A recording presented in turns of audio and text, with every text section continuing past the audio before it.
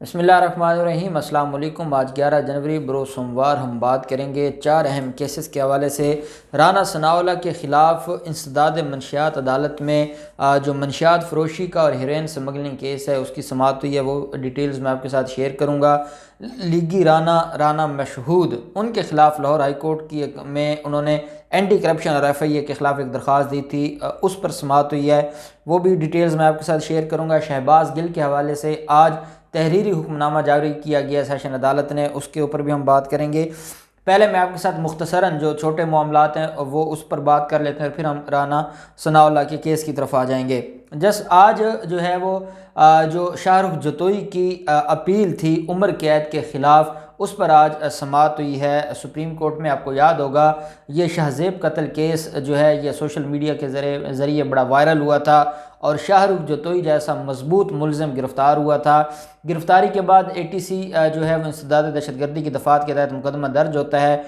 Case آگے چلنے لگ جاتا ہے۔ لیکن جو ہمارے ملک میں حالات ہیں، آپ کسی بھی بڑے آدمی کے خلاف، کسی بھی بڑے جو ہے وہ ملزم کے خلاف کیس نہیں لڑ سکتے۔ شہزیب کے والد نے دیت کا معاملہ جو ہے وہ حل کیا، صلح ہوئی اور وہ چلے گئے۔ اس کے بعد صلح کی بنیاد پر ان کو بری کر دیا جاتا ہے۔ سندھ ہائی کورٹ میں یہ معاملہ چیلنج ہوتا ہے۔ سندھ ہائی کورٹ اس بنیاد پر کہ جو ہے 780A لگا ہوا ہے اور 780A جو ہے وہ نان کمپاؤنڈیبل ہے، اس میں راضی نامہ ہو بھی تو اس کے باوجود وہ کیس چلتا ہے اور وہ کیس دوبارہ ٹرائل کورٹ کے پاس چلا گیا تھا، اور پھر یہ معاملہ چلتے چلتے اب سپریم کورٹ آ گیا ہے، کیونکہ نیچے سندھ ہائی کورٹ سے جو ہے وہ ملزم کی جو عمر قید ہے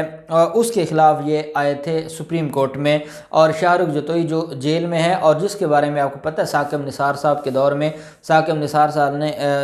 وزٹ بھی کیا تھا جیل میں، اور وہاں ان کی عیاشیوں کو بھی ثاقب نثار نے سامنے رکھا تھا۔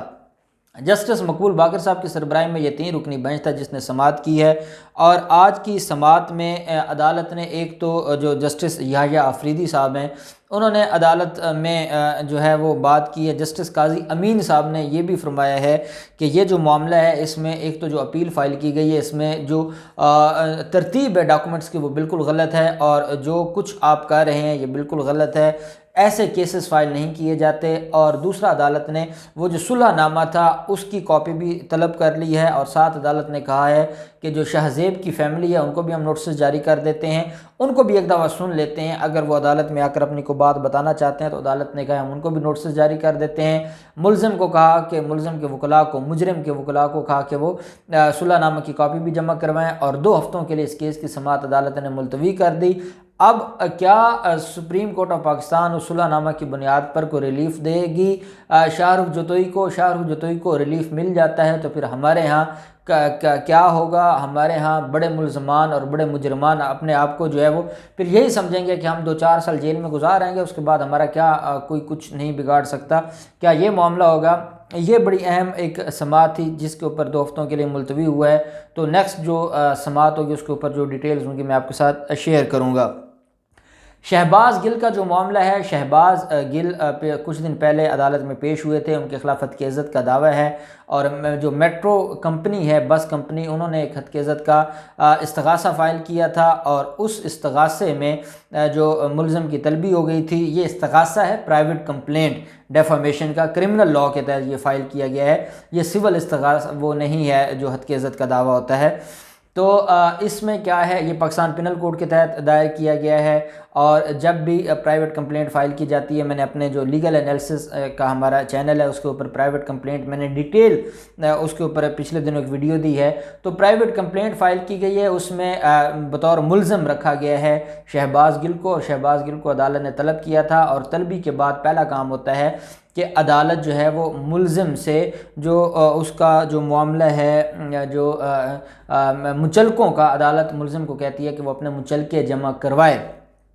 مچلکے جمع ہو جانے کے بعد پھر آگے کارروائی ہوتی ہے۔ تو اب جو تحریری فیصلہ آیا ہے شہباز گل کے خلاف، عدالت نے یہ کہا ہے کہ ملزم جو ہے وہ اگلی تاریخ سے پہلے 50,000 کے مچلکے ضامن جمع کروائے، اور اس کے بعد جو آگے نیکسٹ ڈیٹ ہے اس پر فرد جرم عائد کی جائے گی جو شہباز گل کے خلاف توہین جو ہتک امیز جو دعویٰ ہے اس پر۔ اب ہم آ جاتے ہیں جو رانا مشہود کا معاملہ ہے۔ رانا مشہود کے خلاف جو منی لانڈرنگ کا کیس ہے اور ان کے خلاف جو اینٹی کرپشن نے جو یہ بھی کیونکہ قبضہ مافیا کا حصہ ہیں اور بڑے خاص آدمی ہیں یہ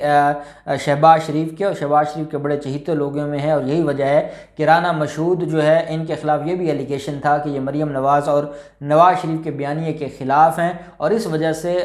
جو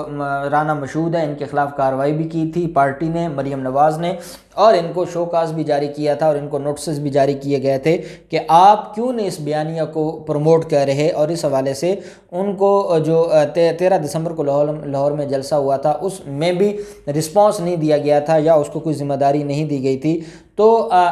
جو ایف آئی اے ہے اور اینٹی کرپشن ہے اس کے خلاف درخواست فائل کی ہے۔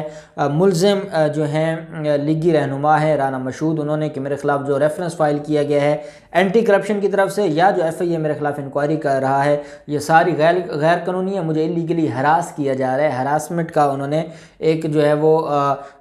درخواست فائل کی تھی لاہور ہائی کورٹ میں، جسٹس سرفراز ڈوگر صاحب کی عدالت میں اس کیس پر سماعت ہوئی، اور عدالت نے جو ہے وہ سوال پوچھا کہ آپ کو مسئلہ کیا ہے، کیا آپ کو جو ہے وہ غیر قانونی ہراساں کیا جا رہا ہے، اس کی کیا ڈیٹیلز ہے؟ تو انہوں نے کہا جناب میرے خلاف کیسز ہیں اور جھوٹے کیس بنائے گئے ہیں۔ عدالت نے کہا جب آپ کے خلاف جھوٹے کیس بنائے گئے ہیں تو جھوٹے کیسوں کا یہ فورم نہیں ہے، آپ جائیں ان کیسز کو چیلنج کریں، آپ آگے ہراسمنٹ کی اپلیکیشن لے کر، تو یہ تو قابل سماعت نہیں ہے۔ خیر جو وکلاء تھے رانا مشہود کے، انہوں نے عدالت سے گزارش کی کہ جناب ایک دفعہ اینٹی کرپشن کو جو ہے وہ نوٹسز جاری کر دیے جائیں، ایک دفعہ ایف آئی اے کو نوٹسز جاری کر دیے جائیں، اور وہ آ کے عدالت کو یہ بتائیں کہ ان کے خلاف کیسز ہیں کون کون سے، تاکہ ہمارے نالج میں ہو۔ کچھ ایف آئی آر ہیں جو ہمارے سامنے آ گئی ہیں، کچھ مقدمات ہیں جو ہمیں جن کی کاپیز نہیں فراہم کی جا رہی ہیں، اور کیونکہ ہمارے پاس کاپی نہیں ہوگی ہم کیس کو ڈیفینڈ کیسے کریں گے؟ تو عدالت نے کہا آپ کے پاس کوئی بات ہے کرنے کی، آپ کے پاس کوئی لیگل جو ہے وہ گراؤنڈ ہے جس کی بنیاد پر آپ ریٹ پٹیشن میں آئے ہیں اور آپ چاہتے ہیں کہ آپ کی ریٹ پٹیشن کو سنا جائے اور اس کو قابل سماعت گردانا جائے اور اس کے اوپر نوٹسز جاری کیے جائیں۔ تو جب وہ ادھر ادھر کی باتیں کرنے لگے تو عدالت نے کہا کہ بالکل ایسا نہیں چلے گا، آپ لوگ جائیں اور تیاری کر کے آئیں۔ اور عدالت نے یہ گئے تھے کہ اینٹی کرپشن کو اور جو ایف آئی اے ہے اس کو، جیسے قاسم خان صاحب، چیف جسٹس قاسم خان صاحب نے کھوکھر برادران کے معاملے میں جو ہے وہ، آپ دیکھیں کھوکھر برادران تو منظور نظر ہیں، مریم نواز کے بھی، شہباز شریف کے بھی، ان لوگوں کا اپنا ایک مقام ہے اور وہ قبضہ مافیا کے جو ہے وہ ڈان سمجھے جاتے ہیں لاہور میں۔ تو خیر ان کی درخواست پر جو چیف جسٹس قاسم خان صاحب نے اینٹی کرپشن کو روک دیا تھا ان کے خلاف کارروائی سے، یہ بھی آج گئے تھے کہ شاید ان کو بھی اس طرح کا کوئی ریلیف مل جائے گا۔ رانا مشہود کو جسٹس سرفراز ڈوگر صاحب نے ایسا کوئی ریلیف نہیں دیا، اور عدالت نے کہا ہے کہ آپ جائیں اور تیاری کر کے آئیں، اگر آپ کے پاس کوئی ویلڈ گراؤنڈ ہوگی تو ٹھیک ہے، نہیں تو عدالت نے کہا ہم یہ خارج کر دیں گے۔ اور غیر معینہ مدت کے لیے اللیگل ہراسمنٹ کی جو پٹیشن تھی ملزم لیگی رہنما جو لیگی رانا ہے مشہود، اس کے خلاف، اور عدالت نے وہ غیر معینہ مدت کے لیے ملتوی کر دی ہے۔ دوسری طرف آج جو ہے وہ رانا ثناءاللہ کے کیس کی سماعت تھی۔ رانا ثناءاللہ آج عدالت میں پیش نہیں ہوئے، جو ہے وہ دھند کی وجہ سے رانا ثناءاللہ کی طرف سے یہ پلی لی گئی کہ وہ دھند کی وجہ سے جو ہے ان کو حاضری معافی دی جائے۔ عدالت نے ان کی حاضری معافی منظور کی، ساتھ جو وہ درخواست تھی رانا ثناءاللہ کی کہ مجھے سارے گواہوں کے جو بیانات ہیں ان کی کاپیاں دی جائیں، اور جس میں نے آپ کو کہا تھا کہ قانونی طور پر وہ صرف ان بیانات کو کلیم کر سکتا ہے جو بیانات ہوں جو چلان کا حصہ ہوں یا جو 161 سی آر پی سی کے تحت ریکارڈ کیے گئے ہوں۔ تو عدالت نے آج آرڈر جاری کیا ہے کہ جو تو ضمنی کا حصہ ہیں وہ نہیں، لیکن جو بیانات 161 کی سٹیٹمنٹس ہیں اور جو چلان کا حصہ نہیں بنائی گئیں وہ سارے بیانات کی کاپیاں ملزم کو دے دی جائیں، اور عدالت نے ان کی درخواست جو ہے وہ منظور کی ہے۔ اب دیکھنا یہ ہے، میں سمجھتا ہوں کہ اس میں جو ہے وہ اگر جو اے این ایف ہے اس کو کاپیاں دے دینی چاہیے، اس میں کوئی مذاکرہ نہیں ہے، کیونکہ وہ ایسی کاپیز ہیں جو ان کے خلاف نہیں ہیں، اے این ایف کے خلاف نہیں ہے، وہ ساری پھر بھی رانا ثناءاللہ کے خلاف ہیں۔ اے این ایف ایک قانونی پوائنٹ پر اڑا ہوا تھا اور وہ تھا کہ کیا ملزم کو دینا چاہیے یا نہیں دینا چاہیے۔ اب یہ اے این ایف پہ ڈیپینڈ کرتا ہے کہ آیا وہ ملزم کو کاپیاں پرووائڈ کرتے ہیں یا اس معاملے کو وہ ہائی کورٹ میں چیلنج کرتے ہیں، یہ تو اگلے آنے والے دن بتائیں گے۔ خیر عدالت نے اس درخواست کو جو کافی عرصہ سے لٹکی جا رہی تھی اور رانا ثناءاللہ اس درخواست کی بنیاد پر بڑا ریلیف لے جا رہے تھے، تو وہ درخواست نمٹا دی ہے، اس پر ڈائریکشن دے دی ہے۔